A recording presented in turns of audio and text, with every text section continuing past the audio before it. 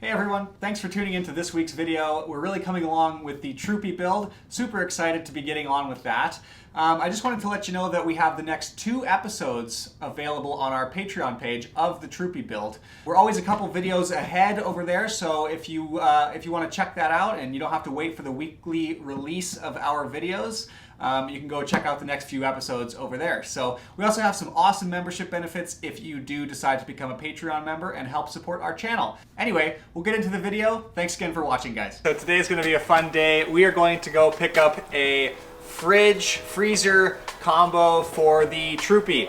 It's a Dometic CFX75, I want to say that's the model of it, but our buddy Hawken has one for sale, so we're going to go pick up his used one. He's only used it a few times and he says it's in great condition and he's giving us a good deal on it, so we're going to go pick it up. And I also have a dual battery system on the way, so hopefully in the next few weeks, days here, we're going to have a dual battery system and a fridge for the Troopy. So come on, let's go pick it up and take a look at this thing.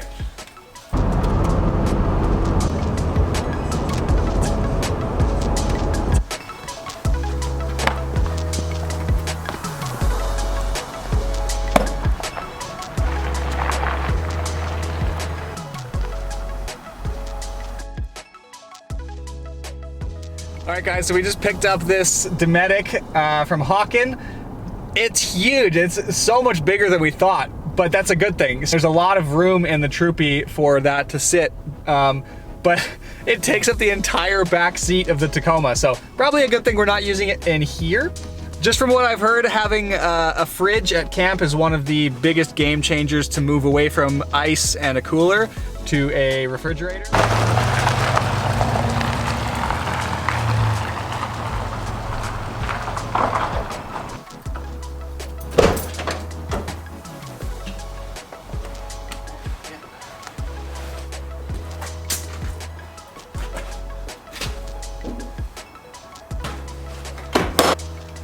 It's not that heavy, maybe 60 pounds, 50 pounds, 60 pounds.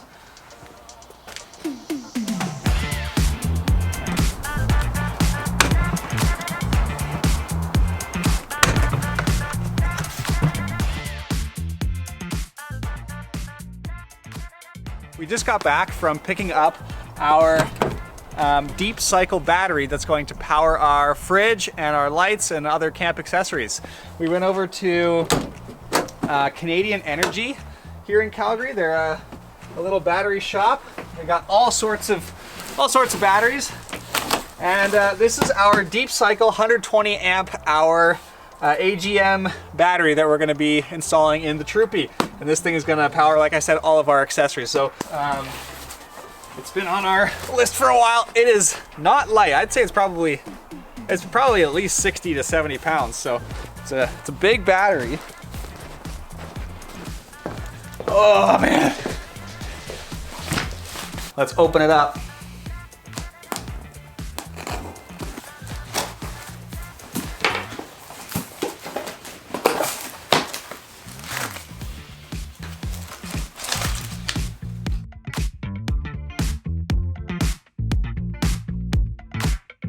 So it's going to be a pretty simple build.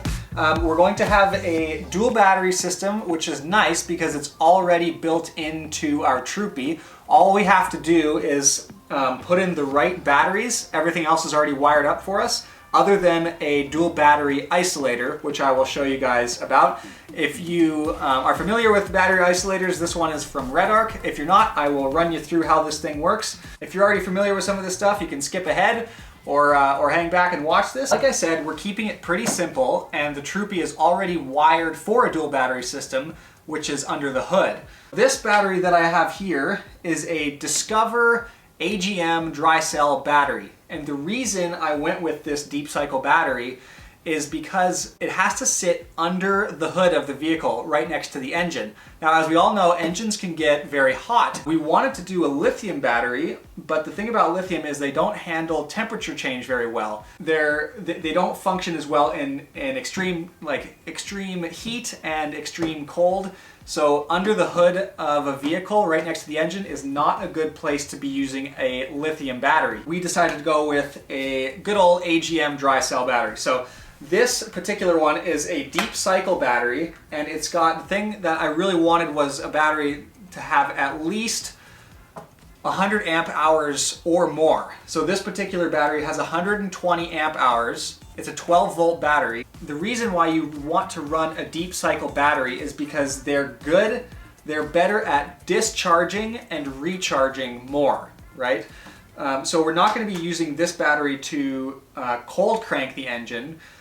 So we're not really thinking about cold cranking amps. It's mainly how much steady charge it can give off over a long period of time. I talked to the guys over at Canadian Energy where I went and picked this up.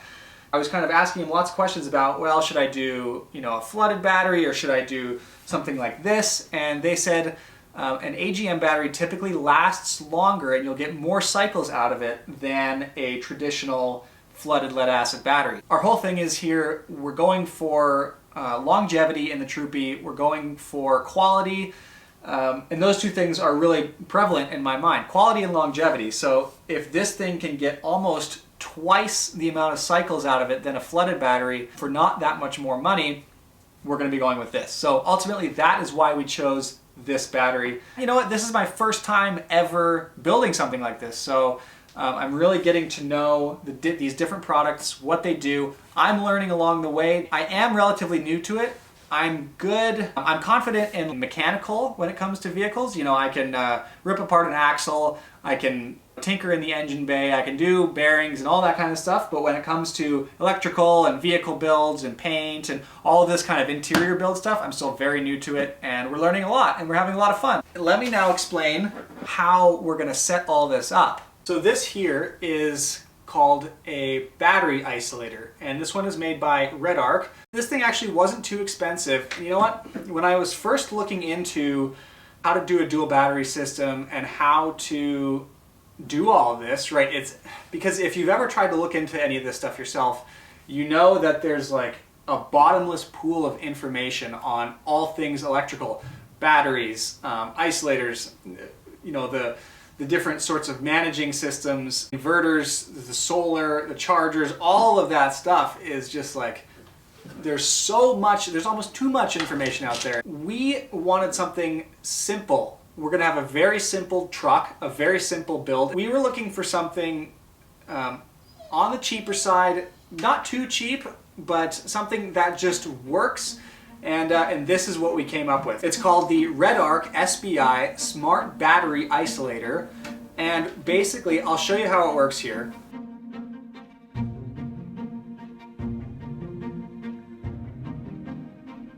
So this is my little diagram here. Don't judge me too much, don't make too much fun of me. It'll just explain how this battery isolator is going to work with our battery. So here you can see we have our start battery and an aux battery. So right now, these batteries are connected and they're both running to start the engine, okay? What this is gonna do is it's gonna sit and be wired in between the start battery and which is now right now the other start battery. They're both being used right now to start the engine. But what this is gonna do is it's gonna sit in between these two and it's gonna create one aux battery and one start battery. You wire this thing up positive to positive on your batteries, and what it does is it actually allows one battery to discharge and be used. So you can wire up, like let's say a refrigerator. You take your refrigerator and you wire it up to your auxiliary battery, and as you use that power, it will drain this battery. And what would normally happen is if I didn't have this isolator, is once this battery is flat and I've used all the juice, it would then start drawing from this battery, right? Or if you only have one battery and you connect a fridge to it, it's now drawing the power that you need to start your engine in the morning.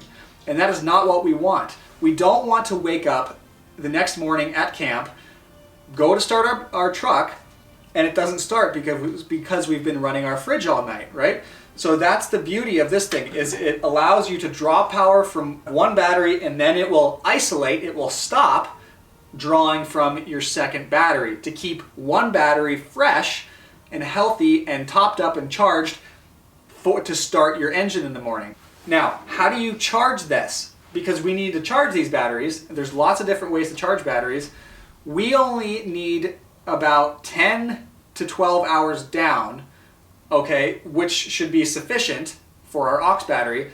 So what this allows is allow the alternator to charge both batteries, okay? So you can draw one battery for your fridge, and you can draw the other battery, keep the other battery for your engine, and then have the alternator charge both. So this is kind of a very basic wiring diagram.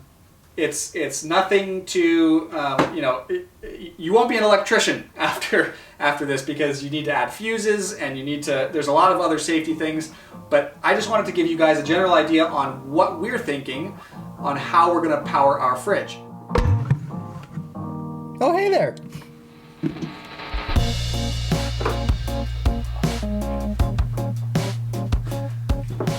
So this is the refrigerator that we're going to be using. It's the Dometic CFX3 75DZ. DZ for dual zone, which means you can have half as a refrigerator and half as a freezer, vice versa, both as a fridge or both as a freezer. It's very versatile. So having the capability to freeze food for longer trips will be such a game changer. And even as a refrigerator, not having to bring ice to camp anymore. Guys, I cannot tell you how excited I am to be finally using one of these. I've used a cooler with ice for so long. Not that there's anything wrong with it. I have used one for so long, and let me tell you, they're good for 1, 2, even 3-day trips if you have a nice cooler, but by the time that ice becomes slushy, disgusting water, I just don't really want anything to do with that anymore. Like I said, it was fantastic for us when we were doing our shorter trips, and even our longer trips, we're not gonna have to worry about holding ice anymore. Now, I know, like, we're pretty late to the game when it comes to refrigerators, but that doesn't mean we're not excited. So let me show you around this thing. In moderate temperatures, this thing will be drawing around 1.3 amps per hour. By moderate temperatures, I mean the ambient outside temperature. You know, I don't know the exact temperature on what you would classify as moderate, but nothing too hot, and it will be drawing 1.3 amps per hour. Okay. When you get into hotter conditions, if we're traveling through the desert, or even here in Canada in the summer, temperatures can get pretty hot, especially in the back of a vehicle. It will be drawing up to 5 amps per hour. So it will vary depending on the outside temperature, how many amps per hour this draws, but still, between 1.3 and 5 amps per hour, drawing off of a 120 amp hour battery, I would say that's pretty good. It is important to note that a battery should only be discharged by 50% to avoid irreversible damage. In this case, we will have 60 usable amp hours to draw from. Especially if we only need it for 10 to 12 hours, should be good. When you open it up, this is what you'll find inside. You'll find 2 compartments. One compartment is a bit smaller because you have to have your compressor in there. Unfortunately, you can't really get away from that. You're going to have that in any fridge, freezer, anything like that. You need a compressor. So you have one large compartment here. This is really nice here, guys, actually. Ready to check this out. It's a big crate with a big basket that you can slide inside the fridge for better organization. And there's a separator, a little separator here that you can put in between the basket just to really have that much more organization. And then it's really nice because it just drops in like that. Nice and easy. There's also a drain plug at the bottom, so if you have some gross things at the bottom, or for whatever reason you are carrying ice or something starts to leak, there's a drain plug at the bottom. And then on this side, a smaller basket, and then kind of a more upright basket you'll find in the bottom. So what I picture using this side for is things that we want to deep freeze, right? Frozen vegetables, frozen fruits, things that we're not going to be eating every day, will probably go in this smaller basket, and then at the very bottom of the fridge, and then all of our fresh stuff that we need access to rather quickly, our fresh fruits and vegetables and whatever else we might be carrying, right? That is going to go in here. It's going to sit right on top, and it makes it so easy because instead of having to dig through all of your stuff to get to the bottom, you can really just lift this crate out and then reach right in. So Dometic has done an awesome job at really creating a wonderful organization system within this 75 dual zone fridge freezer. The lids are pretty easy. There's a handle here, so when you close it, you just reach in, pop that up, and then press it down. And what's nice about this lid is that it's actually interchangeable. So what I mean by that is it can open this way, or you can take it off, flip it around, and have it opening from this way. So however your fridge is oriented in your vehicle, you can have the lid opening the way that you want it, which is really nice. With all that being said, let's get out in the garage and start installing some of this stuff. Stick around for the next episode where we take a deep dive into the install of our batteries, isolator, and refrigerator. For just $3 a month, you can help support the creation of our future videos over on our Patreon page. I'll leave a link in the video description. Becoming a Patreon member also gives you access to some awesome membership benefits we've come up with. Check it out and let us know what you think. Thanks again for watching, and we'll catch you in the next episode. Power. I already said power so many times. We're gonna keep it simple. This here is a deep cycle battery. It's a Discover AGM battery. Why did we pick AGM? We wanted lithium under the hood. AGM is longer lasting than flooded. It's 120 amps and 12 voltages, and we can run lights and the fridge overnight. Okay, that's enough. Come on. What? You said that's enough? Are you caught up? You told me that's enough. And this is a Red Arc Smart Battery Isolator. This is how the SBI 12 works. What? What is that? And here's a whiteboard diagram of it. Oh yeah, do you have a little whiteboard? I can draw Yeah. how it works. Mm-hmm. It's in my office. I'll get it for you. And we're going to use this battery and this isolator to power this fridge. It's the Dometic CFX 75 dual zone fridge, and it can go from 10 degrees Celsius to minus 22. Yeah. Minus 22? Freezer, yeah. Deep freeze. Oh, that's how cold it needs to be. Yeah, and that's everything.